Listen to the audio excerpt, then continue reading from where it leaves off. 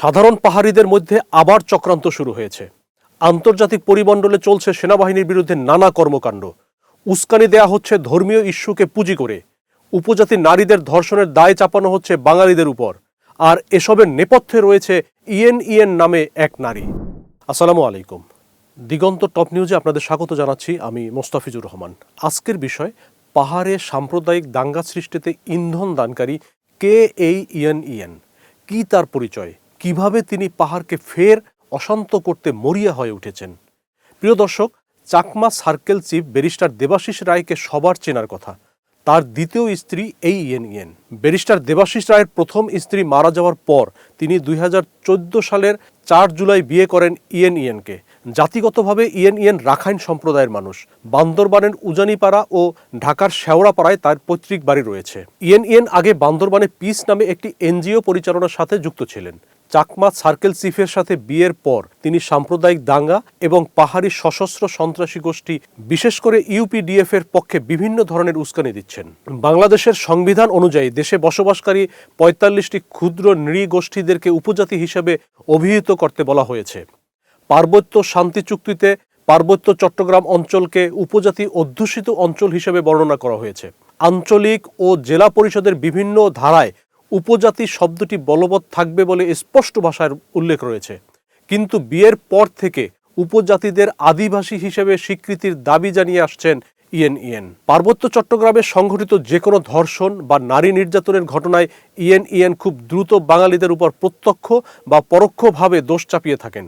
তার এই একপাক্ষিক অবস্থান অনেক সময় বাস্তব ঘটনা, প্রমাণ বা তদন্তের ফলাফলের সাথে সামঞ্জস্যপূর্ণ হয় না।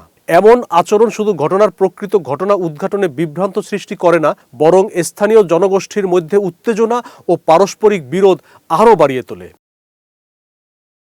পার্বত্য চট্টগ্রামে পাহাড়ি বাঙালিদের মধ্যে যখনই কোনো সামাজিক, প্রশাসনিক বা ব্যক্তিগত ইস্যু তৈরি হয়, তখন ইএনইএন ওই পরিস্থিতিকে এজেন্ডা বাস্তবায়নের স্বার্থে ব্যবহার করে। এর মাধ্যমে তিনি দুপক্ষের মধ্যে সাম্প্রদায়িক উত্তেজনা বাড়িয়ে তোলেন। তিনি বিভিন্ন ঘটনার প্রকৃত কারণ বা তথ্য গোপন রেখে একপাক্ষিক ব্যাখ্যা দিয়ে পাহাড়ি জনগোষ্ঠীকে বাঙালিদের বিরুদ্ধে উস্কানি প্রদান করেন, যেন সাধারণ মানুষ বিভ্রান্ত হয় এবং পারস্পরিক অবিশ্বাস বৃদ্ধি পায়। এ ধরনের প্রচারণা ও বিভ্রান্তি ছড়ানোর ফলে ছোটখাটো সমস্যাও বড় আকারে সাম্প্রদায়িক সংঘাতে রূপ নেয়। পার্বত্য চট্টগ্রামে চলমান সংবেদনশীল সামাজিক ও ধর্মীয় পরিস্থিতিকে কাজে লাগিয়ে ইএনইএন পাহাড়ি বাঙালি সম্প্রদায়ের মধ্যে সংঘাত সৃষ্টিতে এখনও লাগাতার উস্কানি দিচ্ছেন। এক্ষেত্রে পার্বত্য চট্টগ্রামে বসবাসরত বাঙালি মুসলিমদের উপর পরোক্ষভাবে বিদ্বেষী মনোভাব পোষণ করার মাধ্যমে অন্যান্য ধর্মাবলম্বী উপজাতিদের উস্কানি প্রদান করেন তিনি। গোয়েন্দা সংস্থার প্রতিবেদন অনুযায়ী গত বছরের আগস্ট-সেপ্টেম্বর মাসে ইএনইএন উপজাতি ছাত্র ও যুবকদের দ্বারা বেশ কিছু বড় সভা সমাবেশের আয়োজন করে পার্বত্য অঞ্চলের পরিবেশকে উত্তপ্ত করে তোলেন, যেখানে উপজাতি ও বাঙালিদের সংঘর্ষে বেশ কিছু মানুষের প্রাণহানির ঘটনা ঘটে। 2018 সালে বিলাইছড়িতে 2 মারমা কিশোরীর কথিত ধর্ষণের ঘটনায় আদালতের আদেশ অবমাননা ও সেনাবাহিনী বিরোধী অপপ্রচারের ভূমিকা পালন করেন তিনি। পরে ধর্ষণের ঘটনাটি মিথ্যা প্রমাণিত হয়। আদালতের আদেশ অগ্রাহ্য করে ইএনইএন কয়েকজন কর্মীকে সাথে নিয়ে রাঙামাটি জেনারেল হাসপাতালে প্রবেশ করার পাশাপাশি সংশ্লিষ্ট কর্তৃপক্ষ কর্তৃক 2 মারমা কিশোরীকে তার পিতামাতার কাছে হস্তান্তর প্রক্রিয়ায় বাধা দেন এই ইএনইএন। বাংলাদেশের ভাবমূর্তি ক্ষুণ্ণ করার পাশাপাশি পার্বত্য চট্টগ্রামের স্বায়ত্তশাসন প্রতিষ্ঠা ও বাঙালিদের বিতাড়িত করা, সেখান থেকে সেনা প্রত্যাহারের জন্য ইএনইএন আন্তর্জাতিক পরিমণ্ডলে বিভিন্ন বিতর্কিত ও মিথ্যা ইস্যুকে কেন্দ্র করে পোস্টার, প্লাকার্ড প্রদর্শন, সভা সমাবেশ আয়োজন ও মানববন্ধন করে থাকেন। এছাড়া তিনি আন্তর্জাতিক বিভিন্ন এনজিও ও সংস্থার প্রতিনিধিদের কাছে বাংলাদেশ সরকার ও সেনাবাহিনী বিরোধী বিভিন্ন মিথ্যা অভিযোগ উত্থাপন করেন। এতে বিদেশের মাটিতে বাংলাদেশের ভাবমূর্তি মারাত্মকভাবে ক্ষতিগ্রস্ত হয়। পার্বত্য চট্টগ্রামে সংঘটিত যে কোনো নাশকতামূলক ঘটনার প্রকৃত কারণ উদ্ঘাটন করার আগেই ইএনইএন বিশেষ একটি পক্ষ নিয়ে অপপ্রচারে লিপ্ত হন। এক্ষেত্রে তিনি উত্তেজনা সৃষ্টিকারী পোস্টগুলো অধিকাংশ ক্ষেত্রে ইউপিডিএফ এর অনলাইন অ্যাক্টিভিস্ট এবং তাদের সহযোগী সংগঠনের সোশ্যাল মিডিয়ার প্রচারণার সাথে সামঞ্জস্যপূর্ণ থাকে। অধিকাংশ ক্ষেত্রে উপজাতিরা তাদের কাছে সহায়তার জন্য না গেলেও তিনি নিজে ডেকে নিয়ে কিংবা উপস্থিত হয়ে ঘটনাকে ভিন্ন খাতে প্রবাহিত করার চেষ্টা করে থাকেন। এরপর তিনি সরাসরি দায় চাপিয়ে দেন সেনাবাহিনীর উপর। রাঙামাটি সফরকালীন ইউরোপিয়ান ইউনিয়ন দূতাবাসের প্রতিনিধিগণের কাছেও সেনাবাহিনী ও বাঙালি বিরোধী অভিযোগ উত্থাপন করেন তিনি।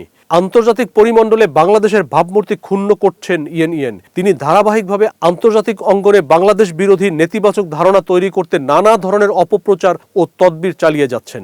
পার্বত্য চট্টগ্রামে সৃষ্ট নাশকতামূলক কর্মকাণ্ডে ইএনইএন উস্কানি দেন। গোয়েন্দা সংস্থার প্রতিবেদন অনুযায়ী ইএনইএন খাগড়াছড়ি ও গুইমারাতে গত ২৭ ও ২৮ সেপ্টেম্বর সংঘটিত সাম্প্রদায়িক দাঙ্গায় ইন্ধন দেন। এছাড়াও ঘটনায় ইএনইএনের পাশাপাশি কানাডা প্রবাসী মূল ইউপিডিএফ এর মিডিয়া পার্টনার পিটি চাকমা ওরফে প্রজ্ঞা তাপস চাকমা উপজাতিদের উস্কানি দেন, যা সামাজিক যোগাযোগ মাধ্যমে ব্যাপকভাবে প্রচার হয়। মূলত ইএনইএন এবং পিটি চাকমা পার্বত্য চট্টগ্রামে সংঘটিত যে কোনো নাশকতামূলক কর্মকাণ্ডে উপজাতিদের উস্কানি দিয়ে পার্বত্যাঞ্চলের নিরাপত্তা পরিস্থিতিকে মারাত্মকভাবে ক্ষতিগ্রস্ত করে। ২০১৭ সালের ১৮ অক্টোবর পার্বত্য চট্টগ্রাম চুক্তি বিরোধী আঞ্চলিক সশস্ত্র সংগঠন ইউপিডিএফ এর ৩টি নারী অঙ্গ সংগঠনের অধিবেশনে ইএনইএন প্রধান অতিথি হিসাবে অংশগ্রহণ করেন। সেখানে তিনি রাঙামাটি জেলা ও পার্বত্য চট্টগ্রামকে তার নিজের বলে দাবি করেন। তিনি নিজেকে রানী হিসেবে উল্লেখ করেন এবং প্রশাসন তার যোগ্য সম্মান দিতে পারেনি বলে অভিযোগ করেন। এছাড়াও শান্তি বাহিনীতে নারীর অবদানের কথা স্মরণ করে তিনি শান্তি বাহিনীর সন্ত্রাসী ও দেশদ্রোহী কার্যক্রমকে ইতিবাচক ও সফল হিসাবে উল্লেখ করেন। মোস্তাফিজুর রহমান, নয়া দিগন্ত।